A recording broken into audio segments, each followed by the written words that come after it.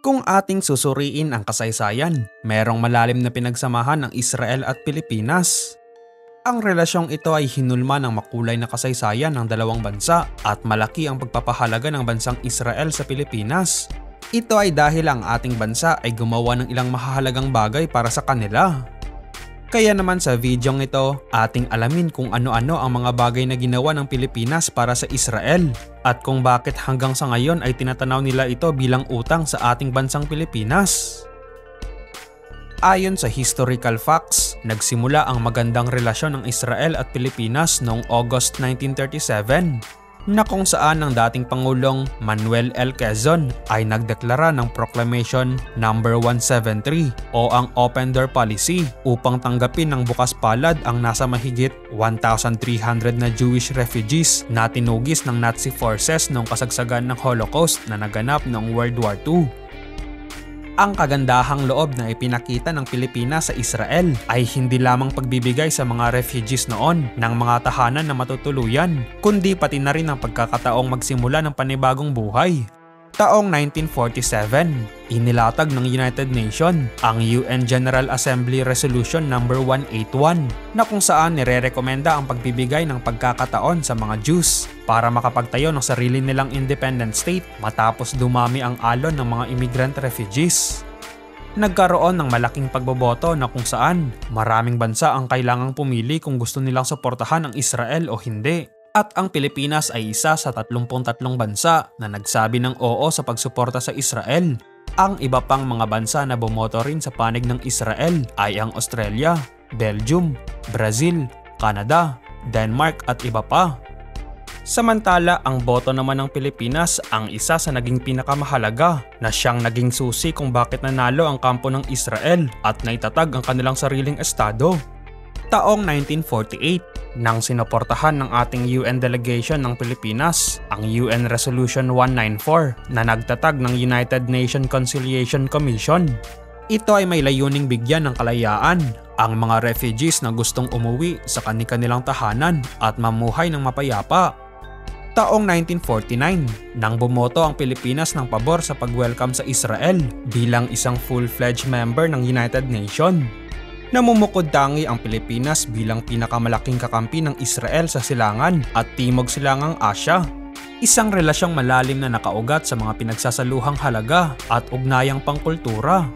Ang pangunahing dahilan sa malapit na relasyong ito ay ang katotohanang ang Pilipinas ay isa sa mga bansang may pinakamalaking porsyento ng relihiyong Kristyanismo at ang pangalan ng bansang Israel ay lagi nang nakadikit sa Bibliyang Kristiyano.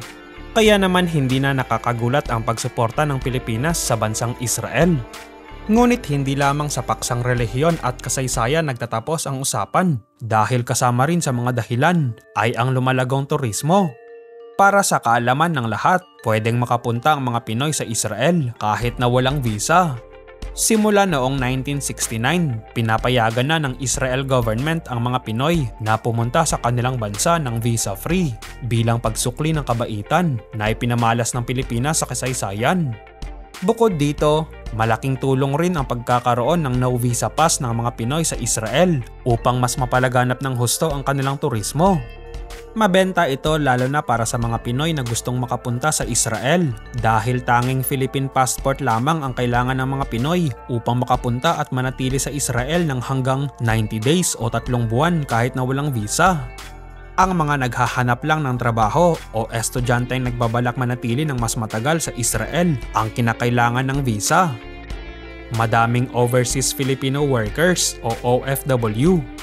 Dahil nga sa bukas palad ang pagtanggap ng Israel sa mga Pinoy, hindi na nakakagulat na lumulobo rin ang bilang ng mga OFW na nagtatrabaho sa Israel. Na ayon sa Inquirer, mahigit kumulang 30,000 na OFW ang nasa Israel at karamihan sa kanila ay nagtatrabaho sa industriya ng caregiving, hotel and hospitality, agriculture at iba pa. Sa dami ng mga manggagawang Pilipino sa Israel, isa na ito sa mga bansang may pinakamaraming bilang ng mga OFW sa mundo. Bukod dito, malaki rin ang benepisyo ng Israel sa mga manggagawang Pilipino na pinipiling magtrabaho sa kanilang bansa, lalo na't nakararanas man ang gulo ang ilang parte ng Israel dulot ng gyera. Mas lalong nangangailangan ang Israel ngayon ng mas maraming mga manggagawang pupuna sa mga pangangailangan nila at dito papasok ang mga OFWs. Noong February 2024, inanunsyo ng Israeli ambassador na si Ilan Flass na magbubukas pa ng libo-libong trabaho para sa mga foreign immigrants at karamihan daw sa mga Israeli citizen ay di hamak na mas gustong mag-hire ng mga Filipino workers. Dahil bukod sa magaling ang mga OFW sa pagsasalita ng Ingles, kilala rin ang mga Pinoy sa pagkakaroon ng napakabait na disposisyon. Gayunpaman, sinabi niya na nasa gobyerno pa rin ng Pilipinas ang desisyon kung patuloy nilang ipapadala ang mga manggagawang ito sa gitna ng gulong nangyayari sa Israel.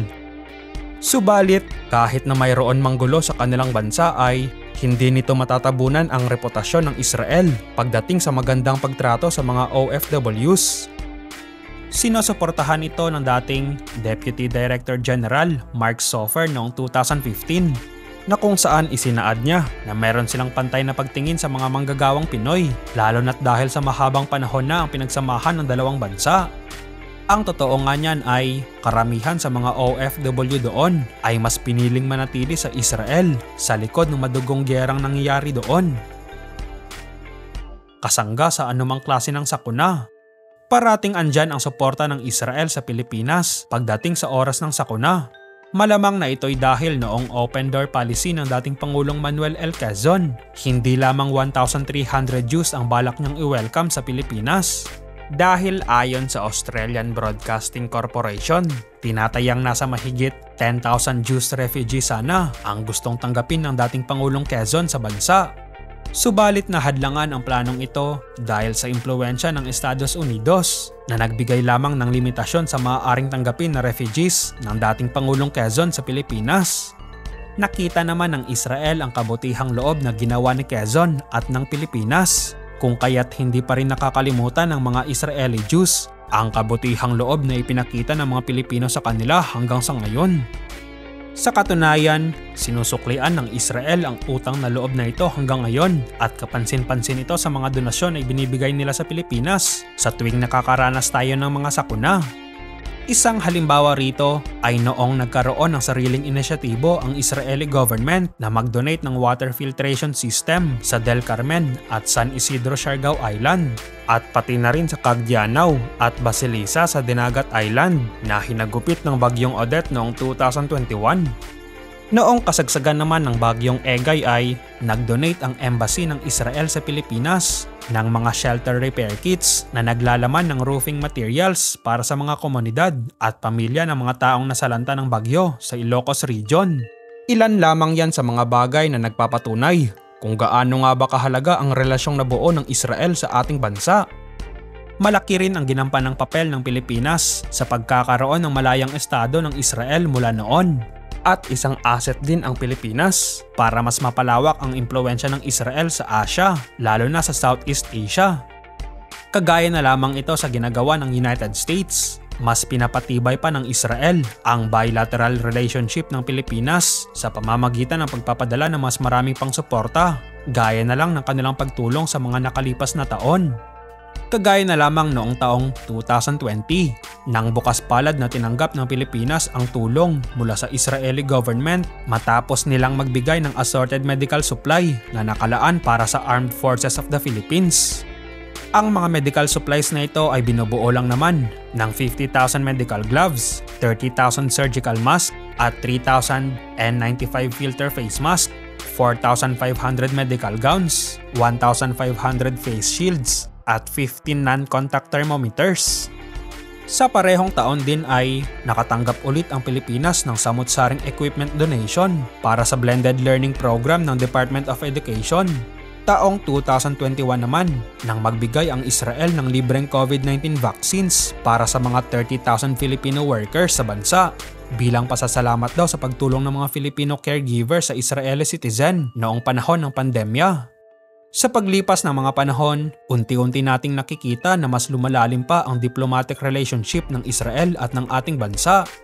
Kaya naman ang tanong sa ngayon, utang na loob nga lang ba talaga ang nag-iisang dahilan ng Israel kung bakit lagi silang tumutulong sa ating bansa? Maaaring oo ang sagot, ngunit maaari ring dahil nakikita nila ang Pilipinas bilang isang strategic political partner. Ang Pilipinas naman ang pinakamatalik na kaibigan ng Israel sa Indo-Pacific at dahil dito, ang Pilipinas ang nagsisilbing daan ng Israel pagdating sa pagtatanim ng kanilang presensya sa Indo-Pacific region. Ito'y isang magandang taktika dahil isa ring malaking kaalyado ng Pilipinas ang Amerika. At alam naman ng lahat na ilang dekada nang ginagampanan ng Amerika ang tila papel nito bilang tagapagtanggol ng Israel sa mga nagdaang taon. Kung ganon, maganda lamang ang desisyon ng Israel na kampihan ng Pilipinas na isa ring bansa na kakampi ng United States na nagsisilbi namang pinakamalaking political ally ng Israel ngayon. Bukod sa koneksyon sa Amerika, ang Pilipinas din ay nasa strategic location sa rehiyon ng Indo-Pacific dahil nasa gitna ang ating bansa ng Eastern at Western Asian businesses. Ibig sabihin, bukod sa pagiging isang critical entry point ng mga tinatayang 500 million na katao mula sa Asian market, ang Pilipinas din ay daanan ng mga international shipping at airlines na ang target market naman ay ang mga European at American businesses. Malamang sa malamang, kagaya ng Amerika, nakikita rin ng Israel ang potensyal na benepisyong maaari nilang hakutin kung mas palalakihin pa nila ang nabuong bilateral relationship ng Pilipinas. Kung kaya't ganoon na lamang ang pagpapahalaga nila sa relasyon sa ating bansa. Ano naman ang masasabi mo patungkol sa bidyong ito? Mas mainam bang patibayin pa ng husto ang relasyon ng Pilipinas sa Israel? O oras na para baguhin ng ating bansa ang posisyon nito tungkol sa kasalukuyang estado ng diplomatic relationship sa Israel? Mag-iwan lamang ng komento sa ibaba. Paki-like na rin ng video kapag ito iyong nagustuhan at huwag kalilimutang mag-subscribe sa channel. Maraming salamat po sa panonood.